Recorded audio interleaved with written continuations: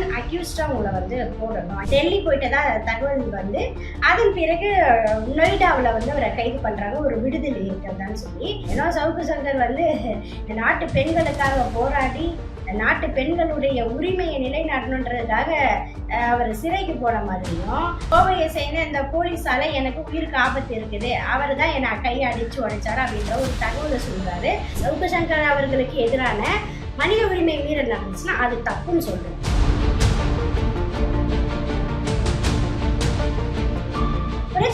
சேனலுக்கு அன்பான வணக்கம். சவுக்கு சங்கர் அவர்களுடைய கைது பெரிய பரபரப்பை இன்னைக்கு ஏற்படுத்திட்டு இருக்குது. சென்ற வீடியோல நம்ம அதை பத்தி பேசியிருக்கோம். இப்போ தொடர்ந்து அவருடைய கைதன் பிறகு ஃபெலிக்ஸ் ஜெர்னால்ட் அவர்களையும் கைது செஞ்சிருக்கிறாங்க. ஏன் சவுக்கு சங்கர் கைது செஞ்சிருக்காங்கன்னா, தொடர்ச்சியா அவர்கள் வந்து பேட்டி கொடுத்துக்கிட்டு இருக்கக்கூடிய விதம், ஆளுங்கட்சி மீது விமர்சனம் வைப்பவர்களை எல்லாம் கைது செய்யணுன்றதை நம்ம ஏற்றுக்க முடியாது. ஜனநாயகத்தில் ஆளுங்கட்சி மீது விமர்சனம் வைத்தால் அந்த குறை குற்றம் சரியாக இருந்தால் அரசு அதை நிறைவேற்ற வேண்டும். இதுதான் வந்து உண்மையான ஒரு விஷயம். ஆனால் விமர்சனம் பண்ணுறவங்களை எல்லாரையும் கைது பண்ணணும் அப்படின்றத நம்ம ஏற்றுக்க முடியாது. ஆனால் இந்த இடத்துல நம்ம என்ன பார்க்கணும்னா, நான் அரசாங்கத்தை விமர்சனம் செய்கிறேன் அப்படின்னு சொல்லிட்டு தனி மனிதர்களை விமர்சனம் செய்வது, தனி மனிதர்கள் வந்து தாக்குதல் நடத்துது, அமைச்சருடைய பேரை வந்து களங்கப்படுத்துது, அதே போல முதலமைச்சருடைய மனைவி பற்றி பேசுறது, இதெல்லாம் நம்ம வந்து எந்த விதத்திலும் ஏற்றுக்கொள்ள முடியாது. ரெண்டு அரசியல் கட்சிகளும் எதிர்கட்சியா இருந்தாலும் சரி, ஆளும் கட்சியா இருந்தாலும் சரி, பரஸ்பர தவறுகள், குற்றங்கள், விமர்சனங்கள் வைப்பது அரசியல்ல இயல்பு. ஆனால் தனி மனித தாக்குதலை ஏற்றுக்க முடியாது. சவுக்கு சங்கர் அவர்களை பெரிய புரட்சியாளர் மாதிரியும், அவர் வந்து ரொம்ப நியாயத்தை தான் பேசுறாரு அப்படின்றதையும் சில பேர் வந்து திட்டமிட்டே வந்து அதை பரப்புறாங்க. ஆனா என்னன்னா, அவருடைய உள்நோக்கு வந்து திமுக அரசத்தை எதிர்க்கிறது தான். ஆனால் அவர் இதற்கு முன்னால் இதே காவல்துறையை அப்படியெல்லாம் ஆதரிச்சு பேசியிருக்கிறாரு அப்படின்றதெல்லாம் பார்க்க முடியும். இன்னும் மற்றவரை போல சாதாரண பாமர மக்களை போல சவுக்கு சங்கர் என்ற நபர் கிடையாது. அவர் பெரிய அளவுல எல்லாரிடத்திலும் தொடர்புகள் இருக்கக்கூடியவராக தான் இருக்கிறாரு. பாஜக, அதிமுக, இன்னும் சொல்ல போனா காவல்துறையில கூட அவருக்கு பெரிய சப்போர்ட்ல இருக்கு. சரி, அப்போ அவர் என்ன பேசினாருன்றது நம்ம அனைவருக்குமே தெரியும். சப் இன்ஸ்பெக்டருக்கு மேல காதல் வருதுன்னா அழக பார்த்த காதல் வருது? கண்டிப்பா இல்ல. போற இடத்துல எல்லாம் woman constable, woman sub inspector, woman டிஎஸ்பியாவும் லவ் பண்றாங்க, சபார்டினேட்ஸா லவ் பண்றாங்க. என்ன அழக பார்த்தா இவன் கூட அட்ஜஸ்ட் பண்ணிட்டு இருந்தானா நல்ல போஸ்டிங் கிடைக்கின்றது தானே. பெண் காவலர்கள் மீதான அந்த அவதூறு கருத்தை பேசினார். இதுல முக்கியமா நீங்க கவனிக்க வேண்டிய விஷயம் என்னன்னா, இந்த ரெட்பிக்ஸனுடைய நிறுவனர் திரு ஃபெலிக்ஸ் ஜெரால்ட் என்ன பண்றாரு, சென்னை உயர்நீதிமன்றத்துல ஒரு மனு போடுறாரு. எதுக்குன்னா, ஆன்டிசெப்டரி பெயில், எனக்கு முன்ஜாமீன் வழங்க வேண்டும் அப்படின்னு சொல்லி. இப்போ நீதிபதி குமரேஷ் அவர்கள் ரொம்ப வந்து கோபத்தோட அவர் பேசினாரு. யூடியூப் சேனல்களை கட்டுப்படுத்த வேண்டிய ஒரு காலகட்டத்துக்கு நம்ம வந்துட்டோம். பேட்டி கொடுப்பவர், அவரை பேட்டி காணக்கூடியவர் கேள்வி கேட்கிறன்ற அடிப்படையில அவதூறு கருத்துக்களை பேசுவதற்கு அவங்க தான் வந்து காரணமா இருக்கிறாங்க அப்படின்றத சொல்றாரு. ஏன் இதை சொல்றாரு அப்படின்னா, நிச்சயமா நீதிபதி அவர்கள் அந்த வீடியோவை பார்த்திருப்பார். அதுல சவுக்கு சங்கர் பதில் சொல்லும்போது என்ன சொல்றாருன்னா, ஐஜியை வந்து கான்ஸ்டபிள்ஸ் காதலிக்கிறதும், எஸ்ஐஸ் காதலிக்கிறதும், டிஎஸ்பி காதலிக்கிறதும் என்ன அழகுல மயங்கி அழகு பார்த்தா காதலை பண்றாங்க அப்படின்னு சொல்லும் பொழுதே நெறியாளர் இந்த கேள்வி கேட்கக்கூடிய ஃபெலிக்ஸ் என்ன சொல்றாருன்னா, நோ, அவங்களுடைய பொசிஷன் பார்த்து அப்படின்றத சொல்றாரு. இது ரொம்ப ரொம்ப ஒரு தவறான விஷயம். சப் இன்ஸ்பெக்டருக்கு மேல காதல் வருதுன்னா அழக பார்த்த காதல் வருது? கண்டிப்பா இல்ல. பொசிஷன் பேட்டி காண்றோம் அப்படின்னா, ஜனநாயக ரீதியில நாம எப்படி இருக்கணும், எதிராளரா இருந்துதான் கேள்விகளை கேட்கணும், பதில வாங்க முடியும். ஆனா நானே வந்து ஆதரவாளர் இருந்தா அப்புறம் எதுக்கு கேள்வி பதில்ன்றது ஒண்ணு தேவையில்லைல்ல. இப்ப இது வந்து என்ன காட்டுதுன்னா, எடுத்து கொடுப்பதை போல இருக்கு. அது பிறகு ஆமா, அவங்க வந்து போனா நல்ல போஸ்டிங்ஸ் வாங்கி போயிடலான்றதுக்காக தான் இருக்காங்க அப்படின்றத சவுக்கு சங்கர் சொல்றாரு. இதை நிச்சயமா நீதிபதிகள் பார்த்துருப்பாங்க. அதனாலதான் இப்படி கடுமையான ஒரு குற்றச்சாட்டு வச்சு A1 அக்யூஸ்டா உங்களை வந்து போடணும், அக்யூஸ்ட் 1 போடணும் அப்படின்றத சொன்னாரு. அதன் பிறகு அவருக்கு முன்ஜாமீன் கிடைக்கல. அதன் அடிப்படையில அவர் தலைமறைவாயிட்டாரு.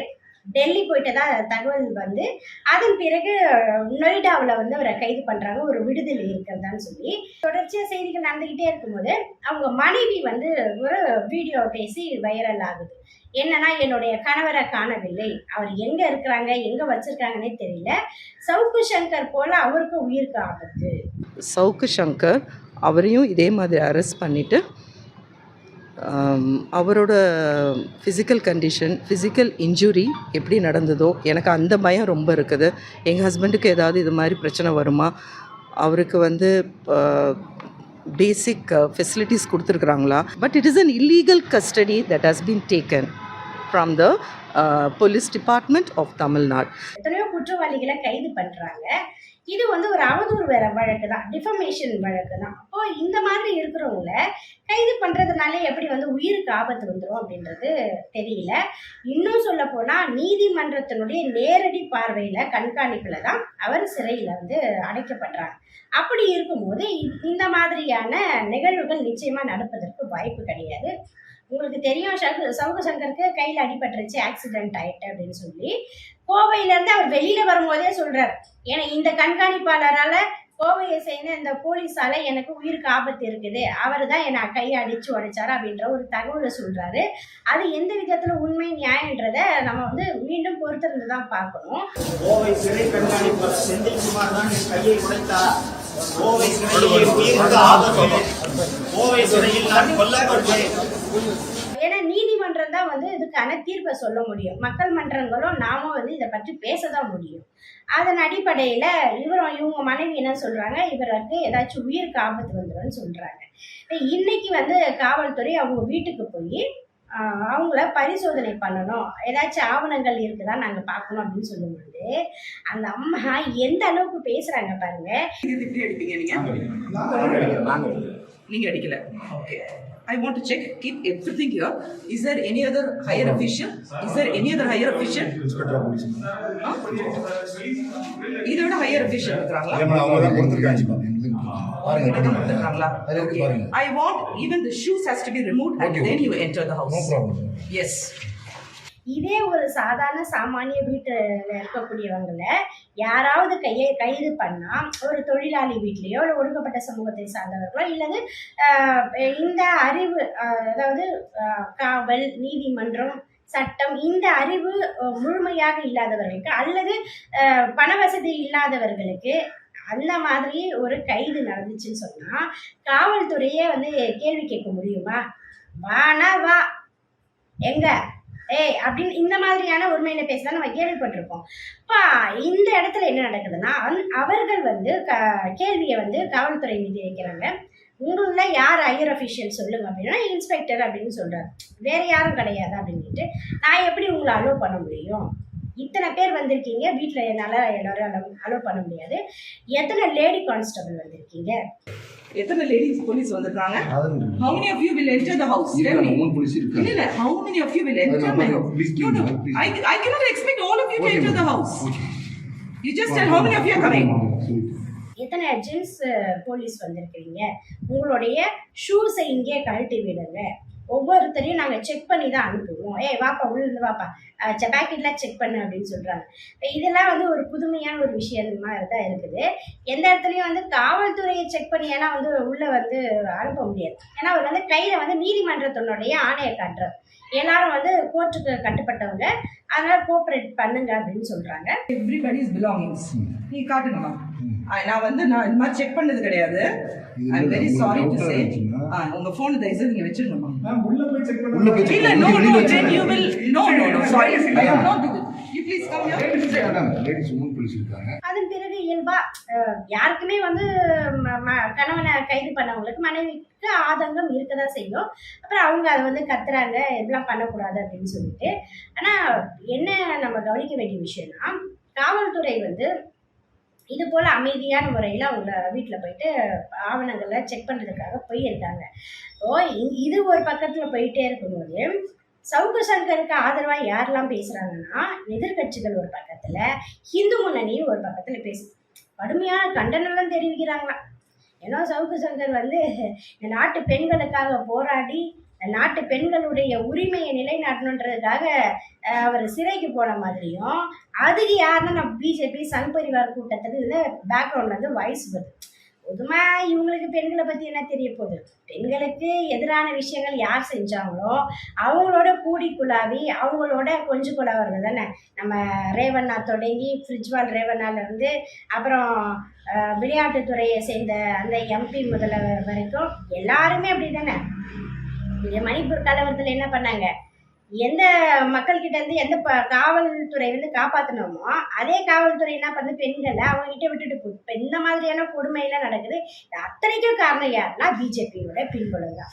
அப்படி இருக்கும்போது பெண் காவலர்களை தவறாக பேசின இவங்க மீது நடவடிக்கை எடுக்கணும்னு சொல்லும் பொழுது எதுக்கு சவுக்கு சங்கருக்காக இந்து முன்னணி ஆதரவு தெரிவிக்கும்? இது ஒரு விஷயம்.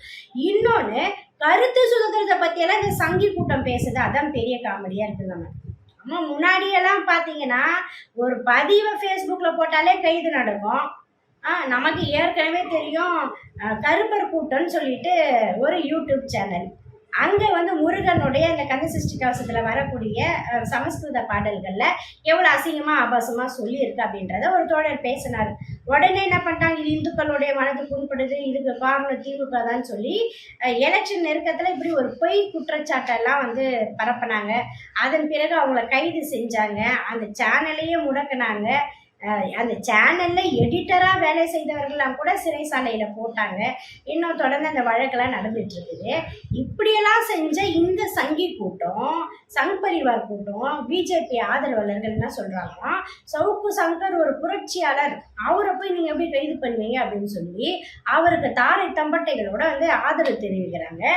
இதில் இன்னொரு விஷயம் என்னென்னா, அவங்க சொல்கிறாங்க தமிழ்நாட்டில் அறிவிக்கப்படாத எமர்ஜென்சிஸ்லாம் நடக்குது அப்படின்னு சொல்லி. அங்கே ஒரு பிரச்சனை, இங்கே ஒரு பிரச்சனை. திமுகவினுடைய மகளிர் அணி சார்பாக என்ன நடவடிக்கை எடுத்தீங்க? பெண் காவலர்களை ஆபாச முறையில் அவங்களோட பேசுனது அல்லது அவங்கக்கிட்ட அந்த மாதிரி நடந்துக்கிட்டது அப்படின்றதெல்லாம் சொல்கிறாங்க. நிச்சயமாக யார் அது நடந்துக்கிட்டாலும் தவறு தான். அதன் பிறகு இன்னொரு விஷயத்த அவங்க மறைச்சிட்டாங்க. என்னென்னா, பொய்யை நல்லா வெளிப்படையாக பேசுவாங்க, உண்மையை மறைப்பாங்க. அந்த நம்மளுடைய கவிஞர் கனிமொழி அவர்கள் இதுக்கு கடுமையான கண்டனங்களை தெரிவித்தாங்க. இது தப்பு, நம்மளுடைய கட்சி சேர்ந்தவங்களே இப்படி பண்ணலாமான்னு சொல்லிட்டு. அதே போல் சிவாஜி கிருஷ்ணமூர்த்தி அப்படின்ற திராவிட முன்னேற்ற கழகத்தினுடைய பேச்சாளர், அவர் குஷ்பு நடிகை அவங்கள பற்றி தப்பாக பேசிட்டாருன்னு சொல்லி அந்த அம்மா உடனே கண்ணீரும் கதையமாக தொலைக்காட்சி முன்னாடிலாம் பேசினாங்க. அதன் பிறகு அவரை கட்சி விட்டு நீக்கினாங்க. கைது பண்ணி சிறையில் வச்சு 64 நாள் அவர் சிறையில் இருந்தது தான் வெளியில் வந்தார். இப்போ சொந்த கட்சிக்காரங்களாக இருந்தால் கூட தப்புனா அவர்கள் அதுக்கான தண்டனை அனுபவிக்கணும்னு சொல்லக்கூடிய ஒரு கட்சி. ஆனால் பெண்களுக்கு எதிரான கருத்துக்களை பேசின சவுக்கு சங்கரை நீங்கள் எப்படி ஆதரிக்கிறீங்க அப்படின்னு இந்து முன்னணியை நம்ம கேட்க முடியாது. ஏன்னு கேளுங்க, அவங்களுக்கு என்ன, பெண்கள்னாலே அவங்களுக்கு பாரபட்சம் தான், பெண்கள்னாலே அவங்களுக்கு ஒரு பாலியல் பண்டம் தான், பெண்கள்னாலே அவங்களுக்கு ஓட்டு மட்டும்தான் தேவை, பெண்களுடைய உரிமை பற்றியெல்லாம் அவங்களுக்கு என்ன கவலை இருக்குது, எப்படி போனால் என்ன அப்படின்ற ஒரு மனப்பான்மை கொண்டவங்க. ஆனால் நாம் அப்படி கிடையாது. இல்லை, சவுக்கு சங்கர் அவர்களுக்கு எதிரான மனித உரிமை மீறல் நடந்துச்சுன்னா அது தப்புன்னு சொல்கிறோம். அதே சமயத்தில் சவுக்கு சங்கர் கருத்தை ஆதரித்து அந்த சவுக்கு சங்கருக்கு ஆதரவாக நிற்கக்கூடிய எல்லாருமே பெண்களுக்கு எதிரானவர்கள் அப்படின்னு நம்ம சொல்கிறோம். இப்போ ஃபெலிக்ஸ் ஜெரால்டோ இந்த விஷயம் அப்படி தான் நீதிமன்றமே அவருக்கு கண்ணு தெரிவிச்சுது. இதனால் நம்ம சொல்ல வருது என்னென்னா, உங்களுக்கு வீடியோஸ் வைரல் ஆகணும், உங்களுக்கு வீடியோஸ் நல்ல ரீச் ஆகணுன்றதுக்காக இப்படி பெண்கள் மீதான தரக்குறைவான வார்த்தைகளை பேசாதீங்க. பெண்கள் மட்டும் இல்லை, யாரையுமே பேசாதீங்க அப்படின்றதான் நம்முடைய கருத்து. தொடர்ந்து இது போன்ற கருத்துக்களை எல்லாம் கேட்க புரட்சி பெண் யூடியூப் சேனலை சப்ஸ்கிரைப் பண்ணுங்கள், ஷேர் பண்ணுங்கள், லைக் பண்ணுங்கள், கமெண்ட் பண்ணுங்கள். நன்றி, வணக்கம்.